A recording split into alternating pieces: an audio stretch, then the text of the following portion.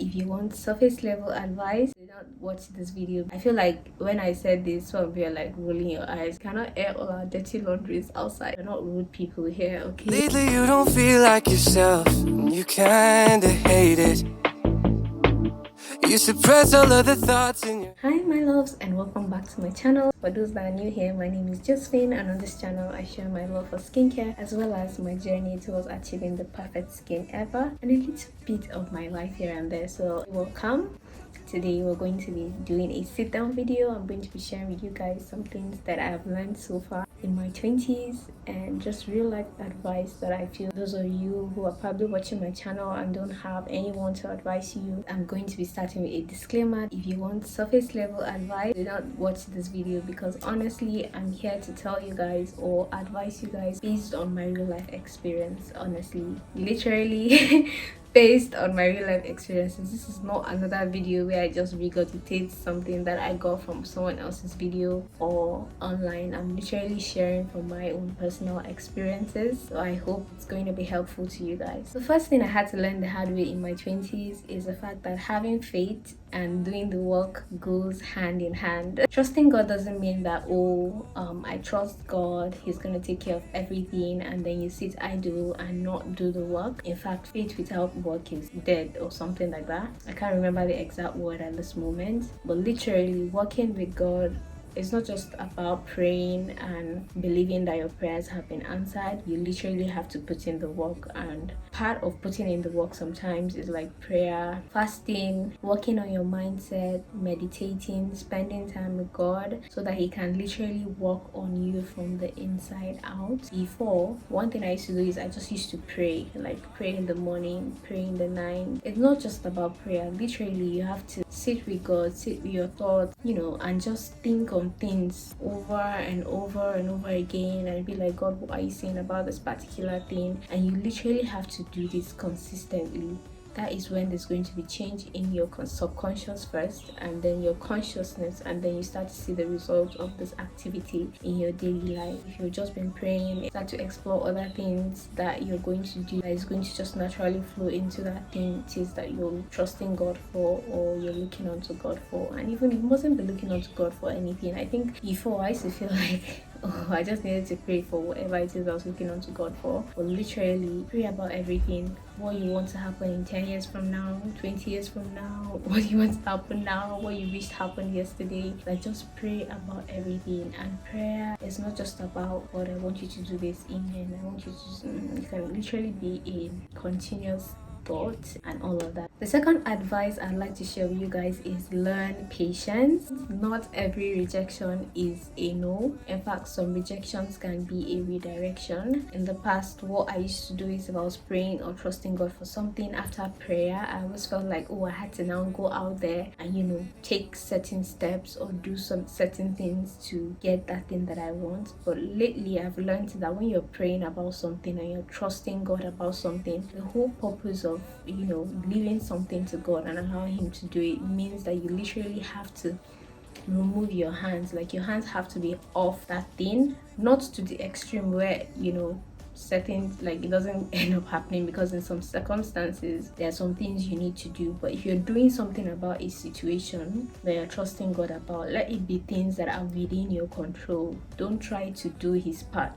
Try to leave things to God and let him walk the work for you and do the work for you. Something I used to do in the past is I'll pray about something and then I'll still be thinking about it. Okay, if I want to get to this point, what are the steps that I'm going to need to take to get to that point? What I had to learn nowadays is when you pray about something, let it go. Do not plan it, do not think it, don't try to manipulate situations or people in your favor and all of that. I think that's what I had to learn the hard way. When you trust God, trust him fully, and if things are taking time, just be patient. Some things just have to happen a certain time for it to give the whole full benefit than for it to happen prematurely or early and then you just get a little part of what you were supposed to get. Trust God's timing. Try not to manipulate situations, especially things that you're trusting God to do. He can never be late, he can never be wrong. and he can never let you lose what you absolutely deserve, because our destinies have been pre-written. It's in his hands. He knows what needs to happen. You just need to pray and trust him and be like, God, let your will be done. Try to relinquish control, and even easier compared to when you were all around the place trying to figure it out.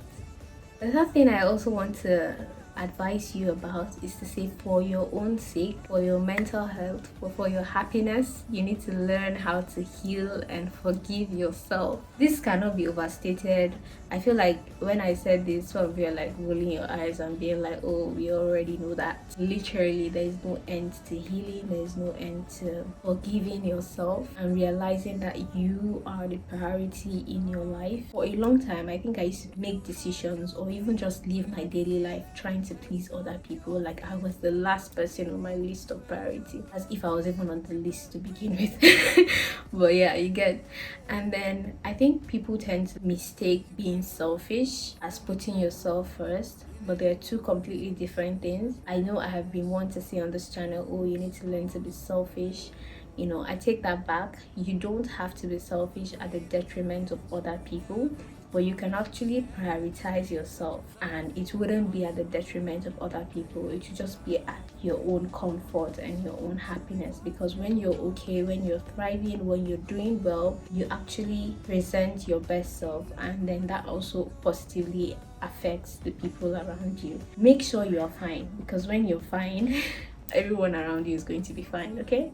And guys, there's no end to healing. There's no end to forgiving yourself. There's no end to growing, because apart from the traumas you experienced when you were growing up, like your own traumas, there are traumas that have been passed down your bloodline, literally passed down your gene, like from your parents, from your ancestors. So like there's no end to this thing. Like we need to constantly, you know, be at the top of, okay, what next? I've handled this, what's the next thing? In fact, sometimes you can handle something and then it comes back again because something triggers it, or someone does something that takes you back to that position or that point you never wanted to be. Which is why I always advise spend time with yourself. I know some of us can be busy. I don't think I have enough time for myself, but I do it on the go. Like even when I'm working, if I'm, you know, on my way to a client's office or to see someone or to have a meeting, I just digress a bit, take my attention to things that I'm currently ruminating, working on, and ponder on it a bit. Repeating, sometimes you just need to repeat something over and over and over again, and then the answer comes, or clarity comes, or God speaks to you, or you know what to do. So guys, the next advice I want to give you is always ask questions from people who have done that thing you want to do before, because I cannot even begin to tell you how important and how much more time this will save you if you ask questions. Like there's this saying, like person will ask questions, no they miss road. Yes, it's actually true. I feel like I would have gained speed had I asked questions, especially if you're starting a career or you're thinking of what to study. Okay, for example, when I went to study in uni, or when I chose the course I was going to study in uni, I literally just decided on the whim. Trust me, I don't regret studying international relations. But I just feel like if I had asked questions, I would definitely be in the tech industry now. Because if I had asked questions, someone would have actually told me, oh, you know what, you know, tech is going to be something that is actually going to pop up in a couple of years now. And so yes, not that I regret where I am. And that's not even the main reason why I'm telling you guys this, because, you know, we cannot air all our dirty laundries outside. As much as I want to help you, I just have to also keep some things to myself. But honestly, ask questions. Like please, if you're going to take something out of this video, I think this is the most important point. Ask questions. Ask questions. You think you're smart, you're not smart. Like people that have done things before you, they are light years ahead of you. Like, you know this African saying, what your elders can see sitting down, you cannot see it standing up. It's true. It's true. No matter how smart you are, no matter what you think you know, in the workplace, ask questions. In your family life, ask questions. In your relationship, ask questions. Ask questions. Don't be scared of asking questions.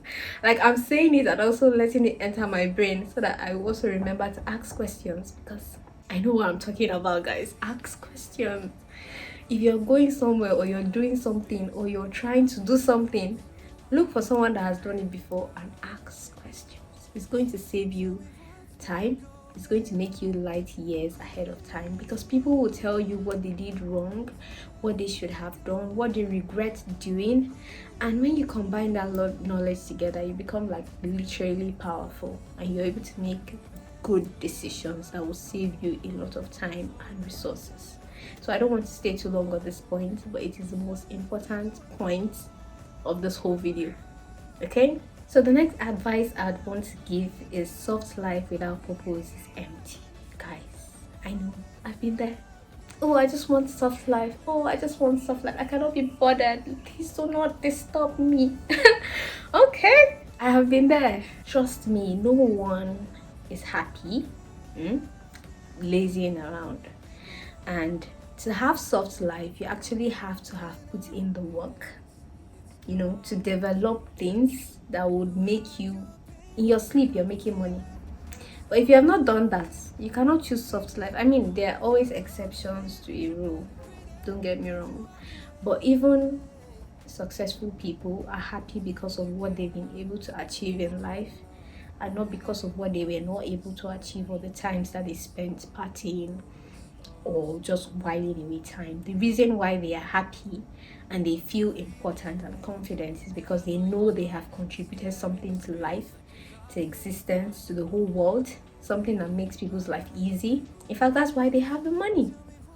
So I mean, like, our generation, we keep deceiving ourselves. Oh, soft like this, soft like that, I cannot be bothered. Yes, you should be bothered. Yes, you should be worried. Yes, you should sit down while it's early.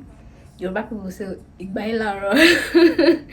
While you're still young, while it's early, sit down and think of what you want to do and put in the work. Literally put in the work, but do it smartly, because like I said, ask questions. Okay, so it's okay to want soft life. I do want soft life, but I'm somebody who believes that you need to put in the work.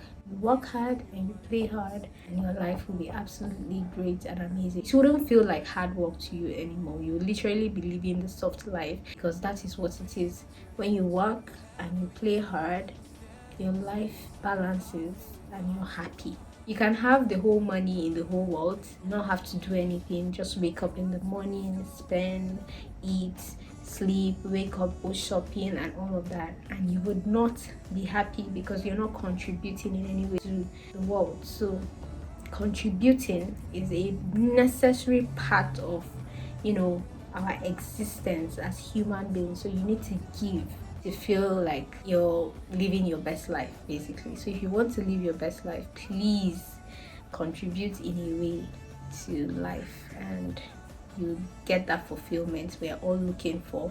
Lastly, the last advice I want to give is be disruptive about your timelines. So I think this is becoming more, you know, pretty much known nowadays. Like, everyone knows that everyone is on a different journey. What I mean by saying be disruptive about your timeline is you should be intentional about your own timeline. I think we as human beings want to do certain things at certain time, but we have to realize that if something is not happening now, maybe because it's not the right time. And so instead of focusing on, you know, binding and casting and ensuring that that thing happens now, you know, work in partnership with God and be like, God, I trust your timeline, I trust you, but what do you want me to do now? You know, sit down and be like, okay, I might not be able to do this now, I might not be able to do that now, but what can I do now? That by the time I'm able to do those things that I want to do, is all come together and, you know, be a beautiful life and destiny and story. Also, again, we have to remember that our timelines or our journeys don't have to make sense to people around us, so long as it makes sense to you, you know, deep inside your heart, that that's what God wants you to be doing, and trust him and move forward.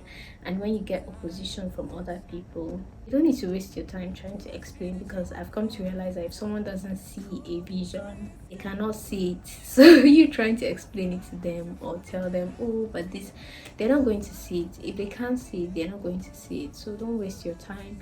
But that doesn't mean you should tell them off in a wrong way. We're not rude people here, okay? So just manage communication seamlessly and just know the path you're on and the journey you're on is yours and yours alone to live. So I believe and I hope this set of advice I've given to you guys are helpful and they're able to guide you when it comes to making real life decisions and real life choices. Like I said, these are based on my own life experiences. I'm still in my 20s but we learn every day and we grow every day. So I'm glad I was able to do this with you guys, and I hope you enjoyed this video.